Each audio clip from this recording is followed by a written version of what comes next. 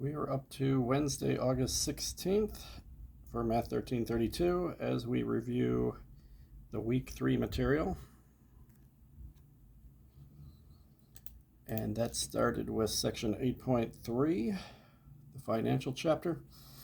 So here it says the principal is borrowed at a simple interest rate. So you have both simple interest and compound interest. This one's simple interest for a period of time t. Find the simple interest owed for the use of the money. Assume 365 days in a year. So simple interest is PRT, which are the three things they give you in this problem. P is the principal amount or the present amount. How much is going on right now? Somebody's borrowing or investing $16,000. And the rate is 12%, which we change to a decimal and make that 0.12. And then time can be in years, quarters, months, days. This one's in days, 120 days. And then we assume 365 days in a year. So if it's not in years, whatever they give you, this is in days, then you have to divide by however many of those there are in a year. So for days, you use 365 to divide by. If it was months, I would divide by 12. If it was quarters, I would divide by 4. So it's just an extra step in the calculation. So take 16,000 times the 0.12. And then we're going to multiply by 120 and divide by 365.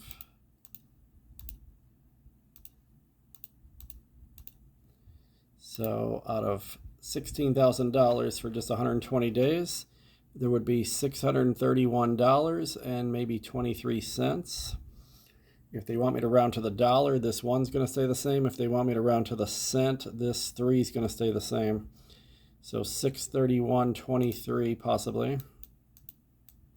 631.23 or maybe just 631. We'll check here in a second.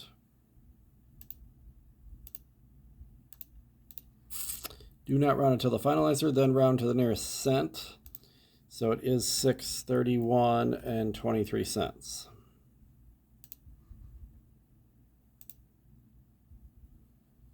Okay, and that was just about calculating the interest. The second problem is the second step that you normally do on problem 1, but problem 1 just wanted to know that much only. So problem 2, it's basically the same thing except one more step at the end. And this one's in months instead of days. So if I start off the same, P is 8,000. I could figure out the interest first and do P is 8,000. And then the interest rate is 4.5%, which as a decimal is 0.045. And we're doing 9 months out of 12 months in a year.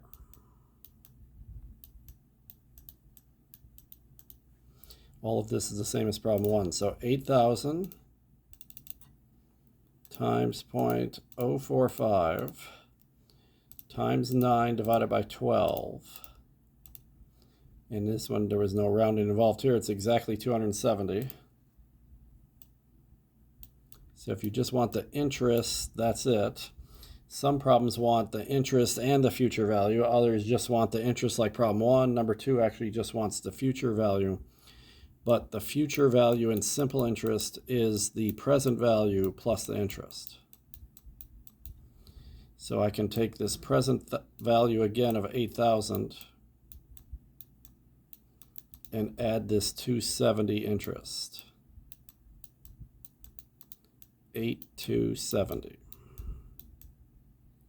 And so the 270 answer doesn't matter for this problem because they only ask for the future value, but sometimes they ask for both. And you could have done this all at once too, because a formula for the future value altogether is P plus PRT. So I could have done 8,000 plus 8,000 times 0.045 times 9 over 12. And even if you did it all at once, you'd still have to do all this part first. You'd want to do everything but the adding, and then you would add at the end. So it works out the same whether you do it separately or all together. But you got to look what they're asking for. This is asking for the future value only, so 8,270.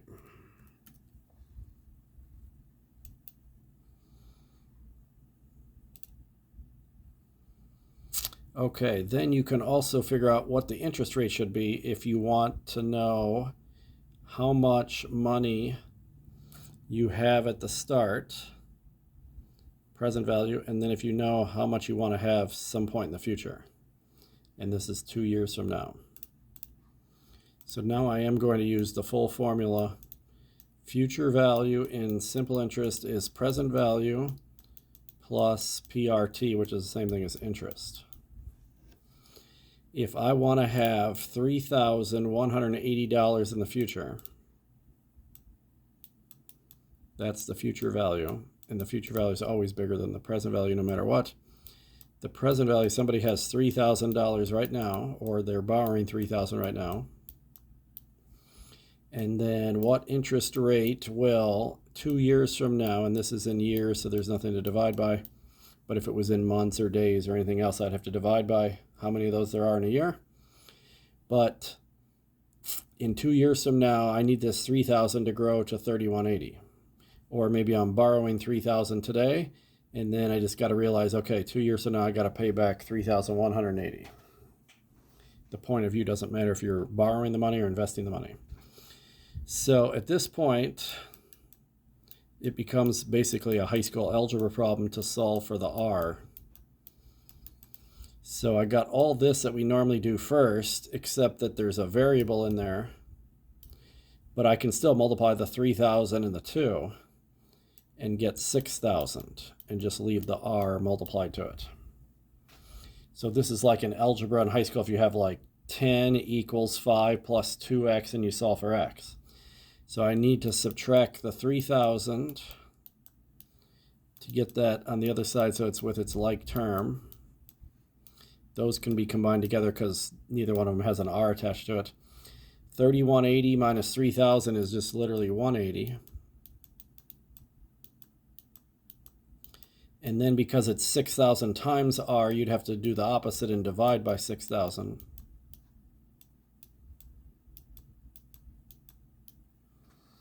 And then these would cancel, so R would equal this, and it's good that this fraction has a smaller number in the top. That's what will make it a decimal number.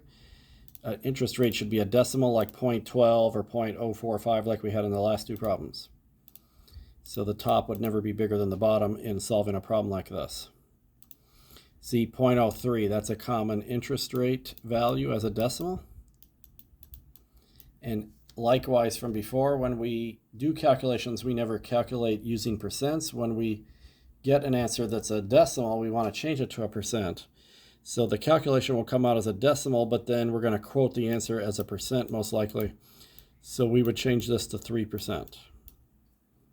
That's why section 8.1 was all about changing back and forth from decimals to percents and vice versa, so that you could handle that here.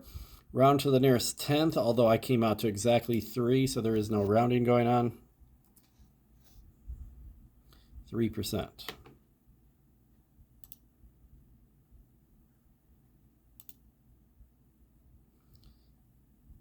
And then you can also do some algebra solving for either the time or for the present value. Any of the unknowns could be the one you're solving for. Usually you solve for A, the future value, but it can be given to you. The future value is 4,000. We got this 4.5% again, and we're doing 5 years. What should the present value be? So this could be a deal where you know you need 4,000 so far into the future, maybe for a down payment for a house or a car. So how much should you put in an account today if you're ready to start saving? So we don't know the P's, The R is 4.5%, which we had a couple problems ago. That's 0.45. And then the time is 5 years. And it is in years, so we're good to go. So just like the similar problem as the last problem, that last problem we were able to multiply the 3,000 and the 2 right away. And we were stuck with this variable right here. Similar deal here, this variable is stuck right here, but we can multiply these two numbers. So I can do 0.045 times 5. And that's 0.225. So the key to doing this problem, this is the most challenging algebraically. So if you had trouble doing high school algebra, then this is hard for people like that. If you found high school algebra easy, then this problem's not that bad. But the key is making this p a 1p, because any variable can have a 1 in front of it. There's an understood 1 that they normally don't write. And now I've got 0.225p, because these two made 0.225 and there's times p. P times a number is the same thing as a number times p. And then you're able to add those together because they're like terms. They both have a p. 1p plus 0.225p is literally 1.225p. The same way 2x plus 3x is 5x. And now you're able to divide by this 1.225 because it's multiplied to p. And this time the top of the fraction should be bigger than the bottom because we're solving for p, which is a smaller number than the future value. So far everything is logical to this point. This should be some answer a little less than 4,000. Like 3,000 something, yeah. 3,265. 3,265. If they want dollars, that would be it, because the next digit is a 3. If they want cents, we're going to have to add 1 to the 0 because there's a 6 right here. So 31 cents if they want that, and I'm guessing they do. So probably 3,265 and 31 cents, or maybe we can drop the 31 cents. I got to read it and see, do they want dollars or cents? Round, now this is another tricky thing too. Round up to the nearest cent. I already rounded up because there was a 6 here. But you got to be careful on these in the blue directions here. If they say round to or round up, that even tricked me the first time I saw this. Round to or round up. Round to, you do normal rounding where if it's not 5 or higher, you don't round up. But round up means you're going to make that 31 cents regardless. And the reason they do that is the person who's making the money here doesn't want to lose money in the long run. If you're a bank that has thousands of customers, it may seem trivial, what's a penny between friends, but if they're doing that for thousands of people, that can be hundreds of dollars for them over a year's time. So they'll just say, let's round it up, and one person doesn't care that they're being charged an extra penny, but as you go over thousands of customers, that can make a difference. So just watch out whether it says round up or round to. Round up means you're automatically going to round up even if the next digit's not 5 or higher. But it's not an issue for me on this problem. This problem I would still get it right anyway because I was rounding up anyway. But when I did the homework for this back in week 3, I had one, I wasn't paying attention where it said round up, and mine wasn't normally rounded up, and I didn't put it in, and then it counted it wrong because I didn't read the directions closely enough. But that's what it takes sometimes. Sometimes you just get something wrong until you learn what they want, and then you just got to pay attention to that. Okay, so we're still simple interest here. A bank offers a CD, which is a type of investment you can make. It's not like a musical CD. This is a financial CD. And it's called a certificate of deposit, actually. So what happens is you give a bank a certain amount of money, unlike a normal bank account where you can just take money out or put money in anytime you want. It's kind of like you're freezing this money for a set, you agree to the time. So you put the money in 6 years, and then you tell them you're not going to take any out of it for 6 years. By doing that, you get a higher interest rate than if you don't do that, because then they can use your money to invest it and make money themselves. And that way, if a whole bunch of people storm the bank saying, I want my money out, they don't have enough money for everybody. So this is another way to guarantee that there won't be a run on the bank. Okay, so simple interest still. The only difference in this problem, number 5, this is an application problem of the simple interest formula. So they're really just testing you. Do you understand which numbers go into which of these variables without them being so obvious about it? In the first 4 problems, they literally label them for you. They'll say A equals so much or P equals so much. Then it's easier to plug them in. But if it's in a word problem, paragraph styled, some students can't tell which numbers go to which variables. So get the ones you definitely know, like 6 years. 6 years is definitely the time. So let's put that in. That's definitely easy. And even the interest rate's easy to identify. The interest rate's 3.5%. So that's 0.035 as a decimal. There's one other number in the problem, and it's either the P or the A. That's the whole point here is, are they giving me P or are they giving me A? Because not only does that matter which one it is, but the way you solve the problem is done differently depending which one you have. So this $7,000, is that how much money the person has today, the present value? Or is this a future value that they're hoping to have at 6 years from now? A bank offers a CD with simple interest rate. How much must you put in this CD now? How much must you put in there now? In other words, that's the one I don't know. I don't know what the present value should be. So somebody, maybe they're 18. When they're 18, they're going to go on a graduation trip to Aruba. And they're 12 right now. So let's start saving up. And they planned it out and know that they need about $7,000 for the whole trip. So that way you don't have to, you could wait till you're 18 and just pay the $7,000 yourself. But this way, if you start with a lesser amount and do this CD, it can grow to $7,000 where there's a bunch of free money involved. And then you don't have to come up with $7,000 all at once either. So how much should this present value be?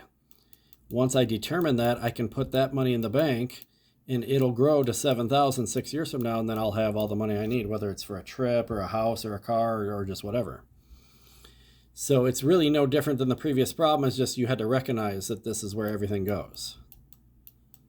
So this is where when you're solving for P, you want to make this first P a 1P, and then the second P should be some decimal P.